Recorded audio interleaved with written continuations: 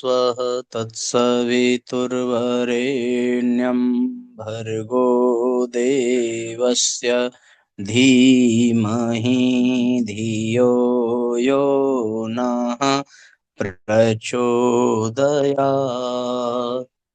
ॐ चैतन्यं शाश्वतं शान्तं व्योमातीतं निरञ्जनं नादबिन्दुकलातीतं तस्मै श्रीगुरवे नमः।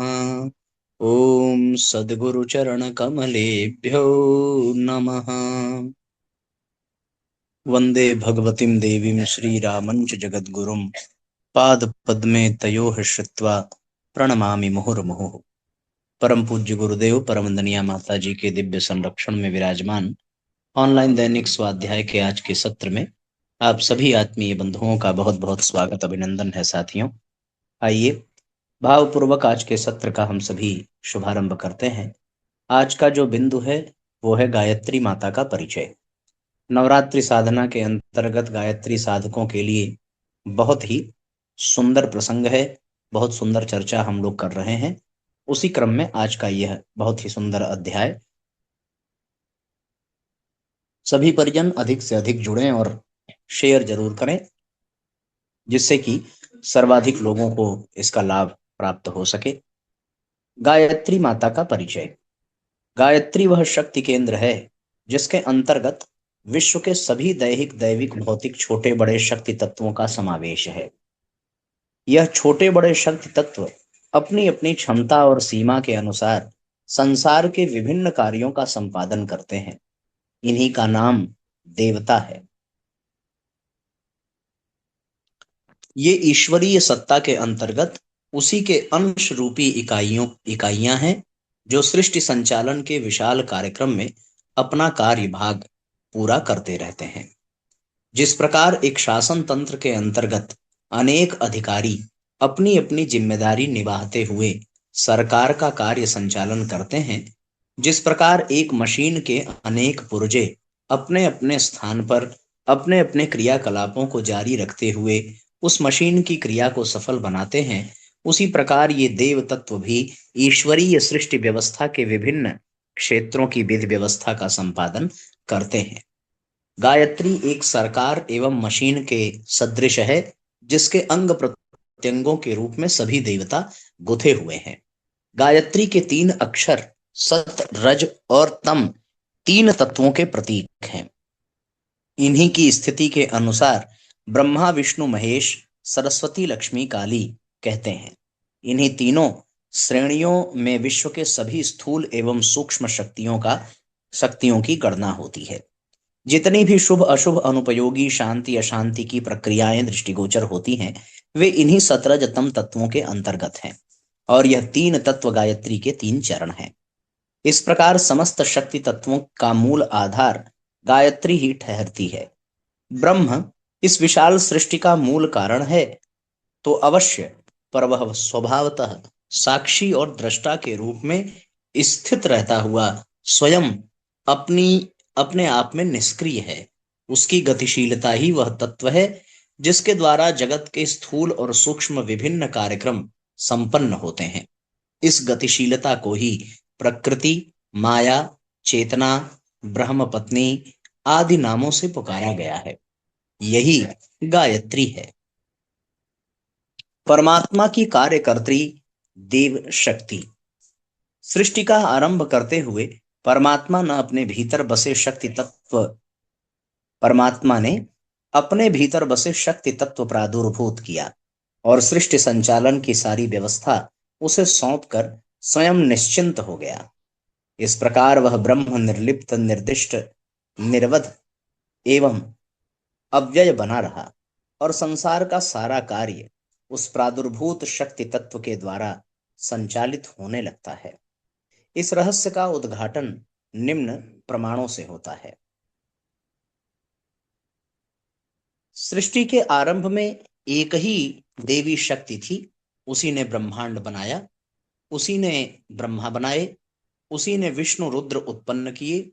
सब कुछ उसी से उत्पन्न हुआ। ऐसी है वह पराशक्ति।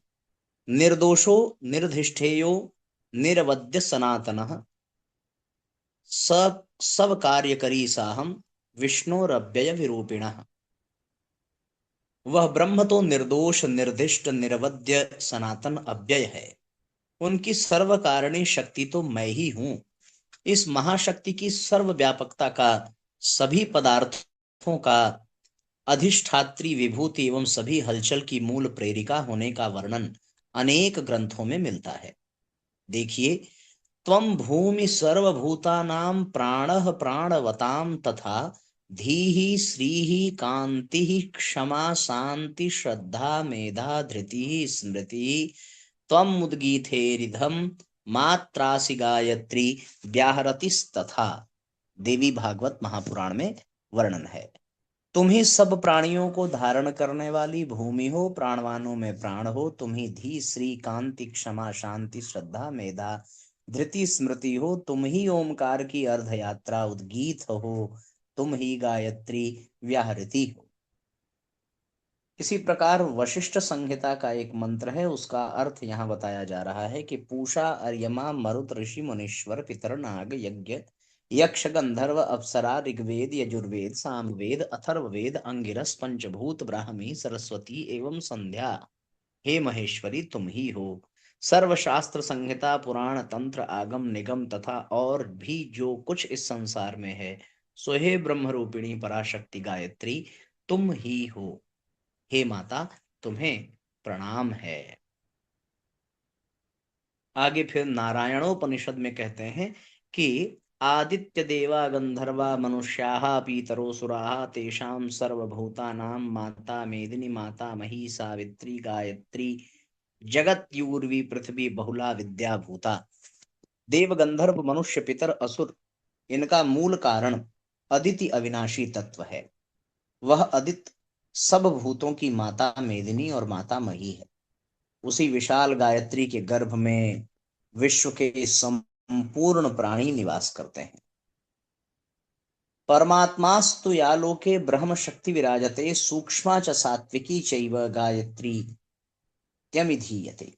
अर्थात सब लोकों में विद्यमान जो सर्वव्यापक परमात्मा की शक्ति है, वह अत्यंत सूक्ष्म एवं सतोगुणी प्रकृति में निवास करती है। यह चेतन शक्ति गायत्री है। अहम रुद्रे भिर्वनिंजराम्यहम आदित्यरुत विश्वे देवैः अहम मित्रा वरुणो भाविभिर्य हिमिंद्राग्नि अहि मश्विनोभा। ऋग्वेद का। मैं ही रुद्र वसु आदित्य और विश्व देवाओं में विचरण करती हूँ। मैं ही मित्र वरुण इंद्र अग्नि और अश्विनी कुमारों का रूप धारण करती हूँ। यह विश्व मुझसे ही जीवित है, मेरे द्वारा ही उसे अन्न मिलता है। मेरी शक्ति से ही वह बोलता और सुनता है। जो मेरी उपेक्षा करता है वह नष्ट हो जाता है। श्रद्धावानों सुनो, यह सब मैं तुम्हारे कल्याण के लिए कहती हूं। इस तरीके से साथियों, हम देख सकते हैं कि वास्तव में सब कुछ गायत्री चेतना के ही रूप में इस सृष्टि पर संचालित है। समूचे सृष्टि की समस्त शक्तियों की आधार स्वयं और स्वयं मां गायत्री ही है। अगला बिंदु है विभूतियों का भंडागार। इस महाशक्ति का विस्तार अत्यंत व्यापक है। जब समस्त सृष्टि की अगणित प्रक्रियाओं का संचालन उसी के द्वारा होता है, तो कितने प्रकार की शक्तियां उसके अंतर्गत काम करती होंगी, इसकी कल्पना कर सकना भी कठिन है। पर मनुष्य सीमित है, उसकी आवश्यकताएं एवं शंकाएं भी सीमित हैं। जिन वस्तुओं को प्राप्त करके उसका व्यक्तित्व निखर उठता है एवं मन उल्लसित हो जाता है, वे विभूतियां भी सीमित हैं। यह सीमित वस्तुएं गायत्री का एक बहुत छोटा अंश मात्र है।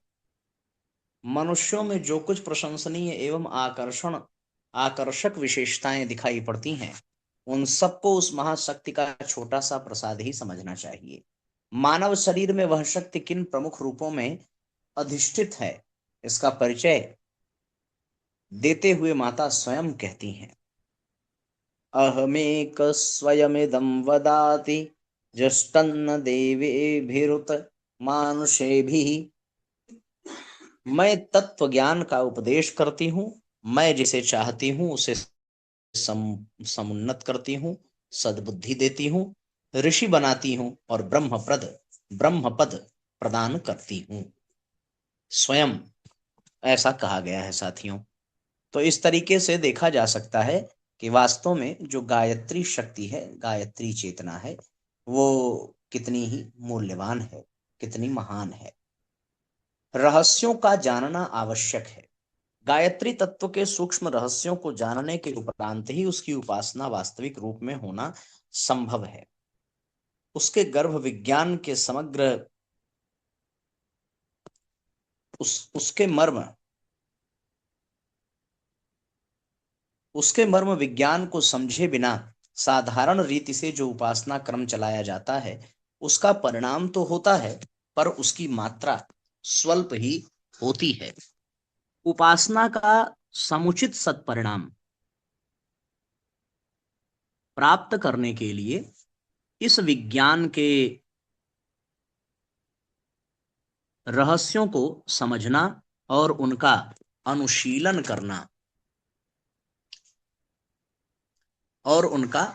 करना आवश्यक है।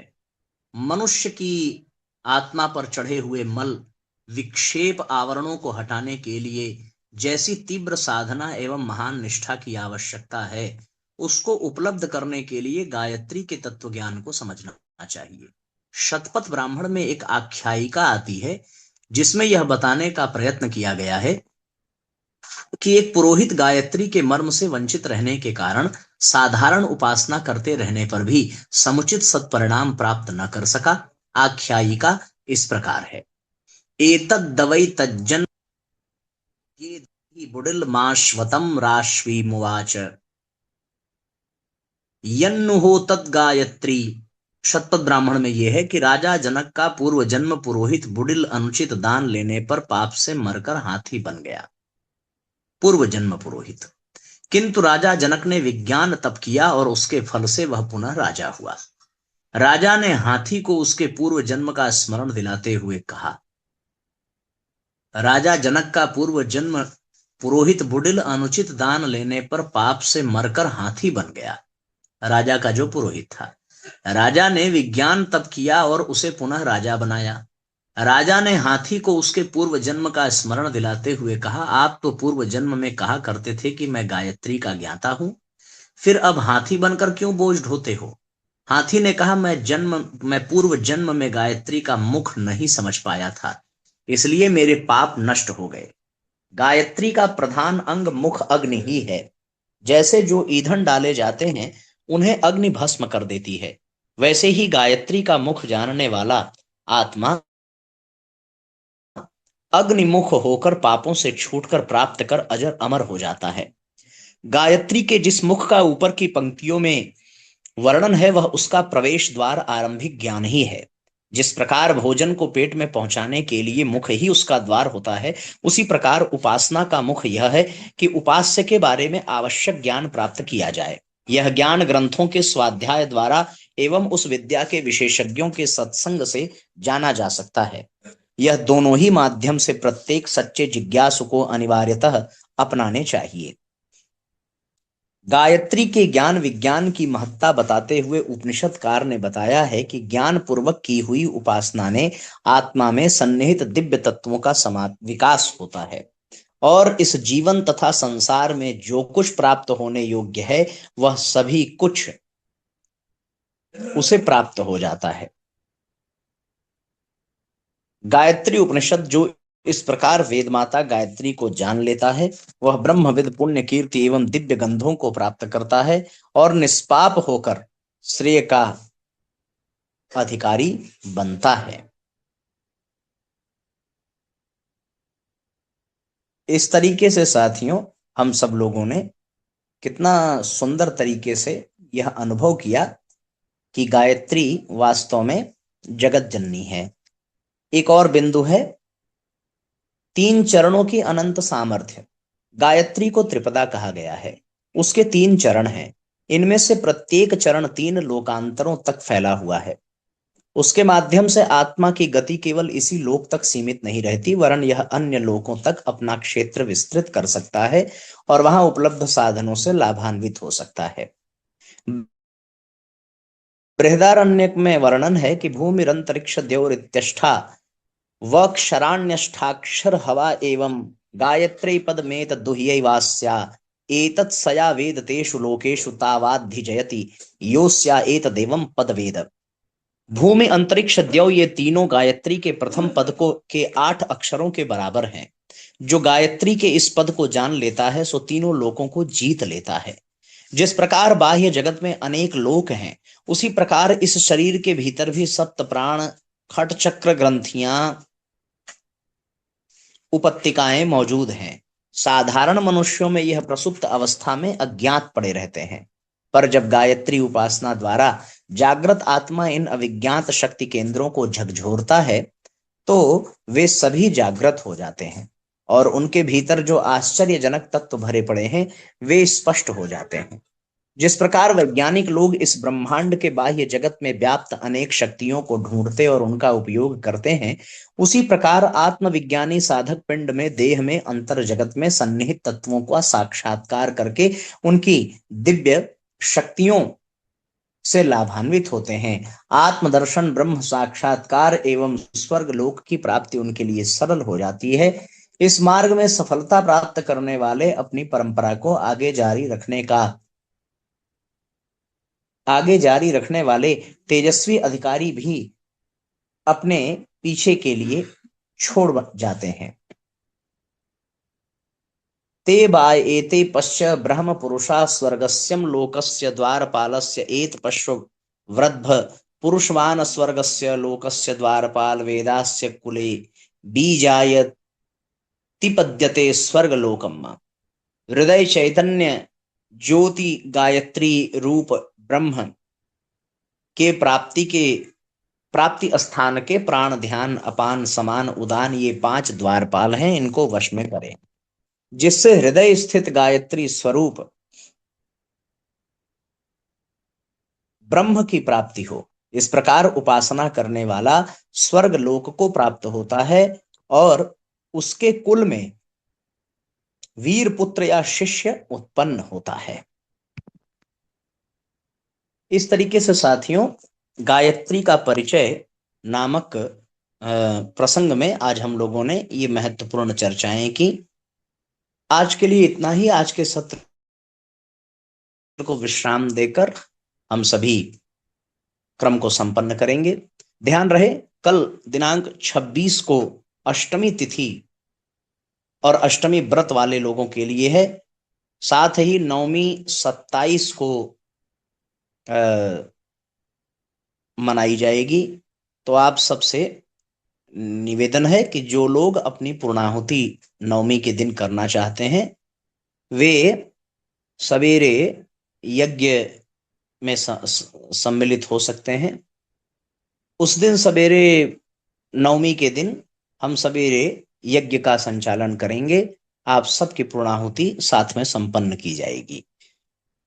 तो जिन जिन लोगों को शनिवार को यज्ञ करना हो वे लोग अपना नाम चैट बॉक्स में अवश्य लिख करके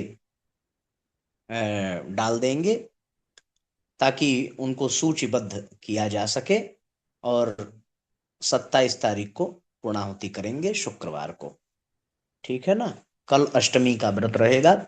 अब आज के सत्र को विश्राम। गायत्री मंत्र हमारे साथ साथ। ओम भूर्भुवः स्वः तत्सवितुर्वरेण्यं भर्गो देवस्य धीमहि धियो यो नः प्रचोदयात्। सभी आत्मीय बंधुओं को बहुत बहुत प्रणाम साथियों। सबका बहुत बहुत मंगल हो। आज के लिए इतना ही। जय राम जी की।